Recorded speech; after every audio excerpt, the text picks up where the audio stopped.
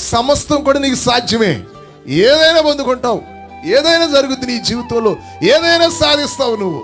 కానీ ఒకటి నీకు చేత కావాలి ఏంటి, వాటి నీ వల్ల అవ్వాలేంటి. అది డబ్బులు ఇచ్చి కొనుక్కునేది కాదు. నమ్ముటి నీ వల్ల అయితే చాలు.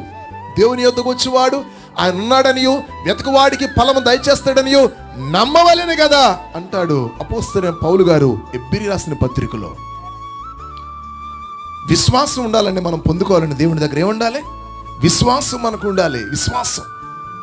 పౌలు ఎంగిచో గారు ఒక ప్రాంతానికి వెళ్ళినప్పుడు అక్కడంట అంత పేద ప్రజలంట. ఏ ప్రజలు? పేద ప్రజలంట.